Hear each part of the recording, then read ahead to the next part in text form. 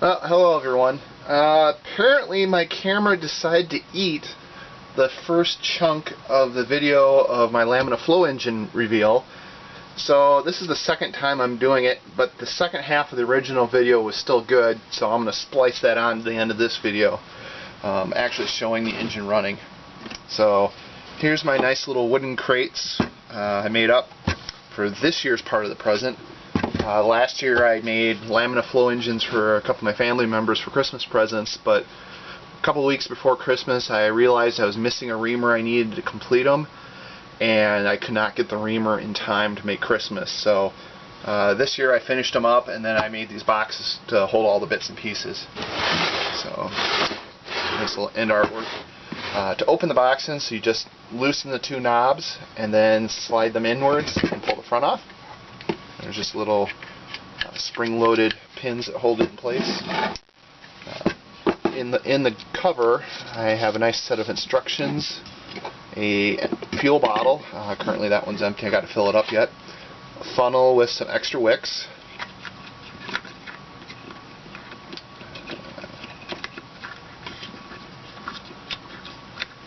And then a couple boxes of just standard matches.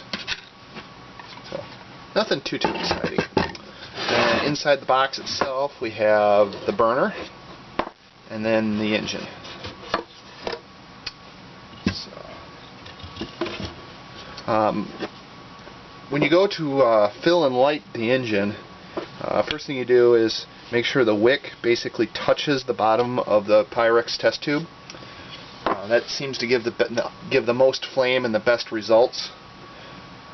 Filling the burner, you just take the fill plug out and then use the little funnel.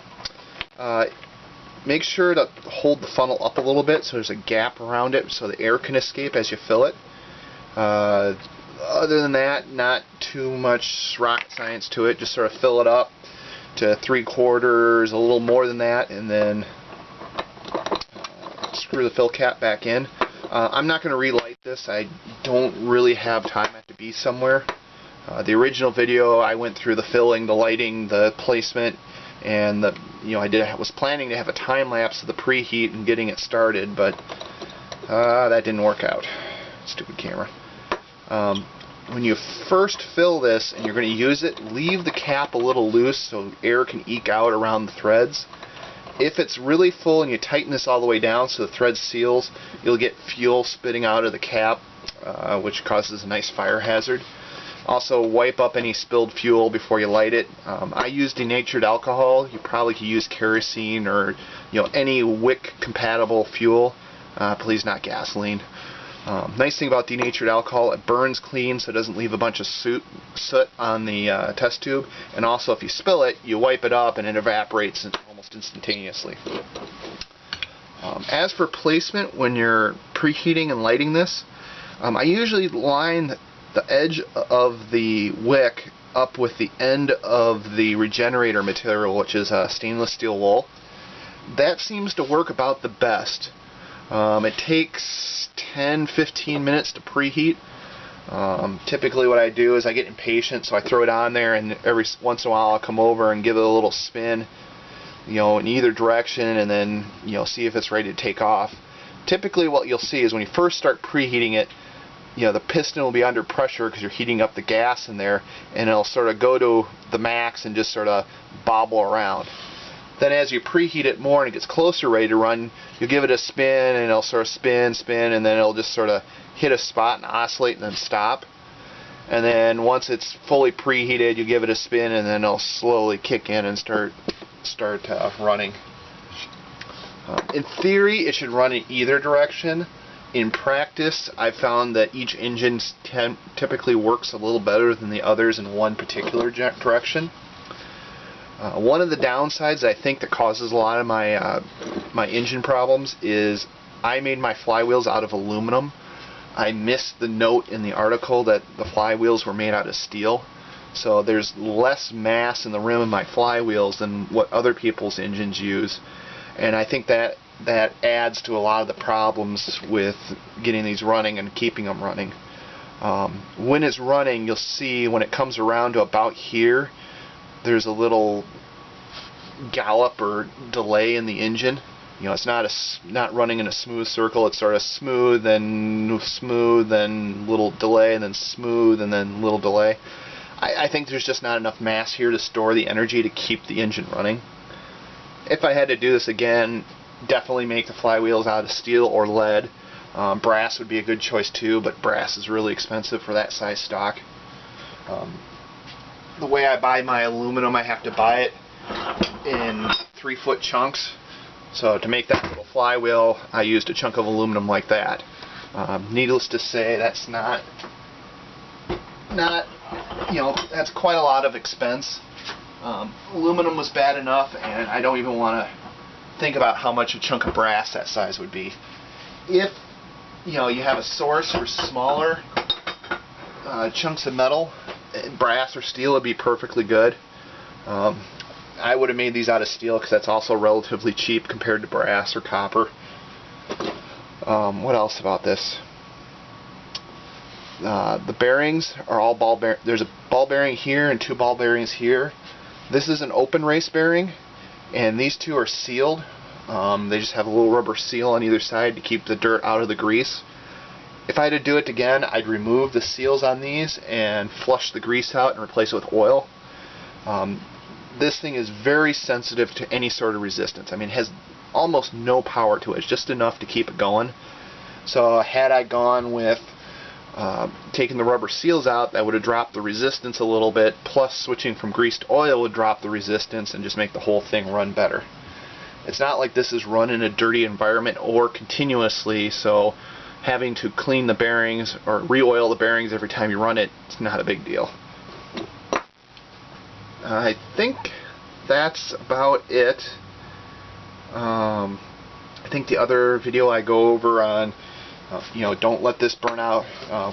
On the burner, make sure you extinguish it before you run out of fuel. If not, it'll just burn up all the excess, all the wick sticking out of it and chew up wick for no reason.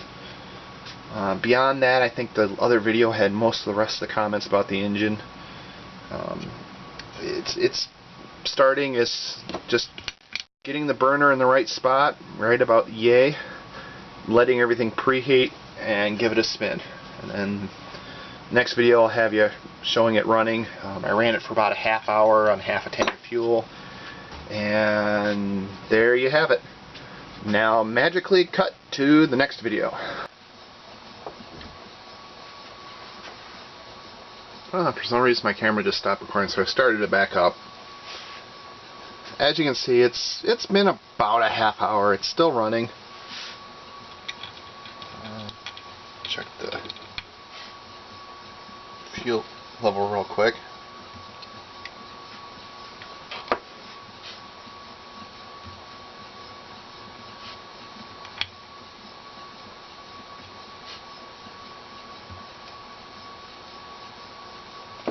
And it's just about out of fuel, so I'm going to put it out at this point.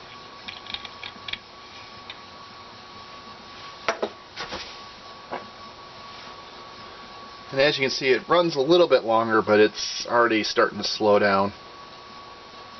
And eventually, once all the heat that's built up in the glass tube and regenerator cools off, it will reverse itself and then come to a stop. So, in that time, I went from over 3/4 full to it's hard to say. It looks like it's about a half.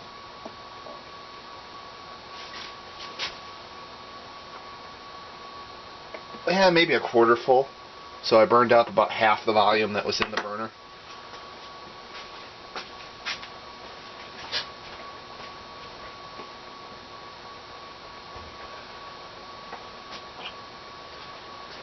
So all in all, doesn't use up a whole lot of fuel.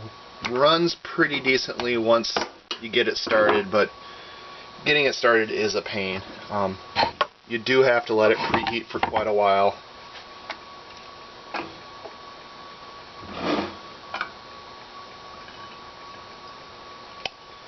And any sort of excess resistance will cause major problems. And just a tip, never ever oil the graphite cylinder or the graphite piston in the aluminum cylinder. It just causes the graphite to gum up and adds more resistance to the system. That's about all she wrote. Don't have anything else to add, so happy holidays everyone. Talk to you later.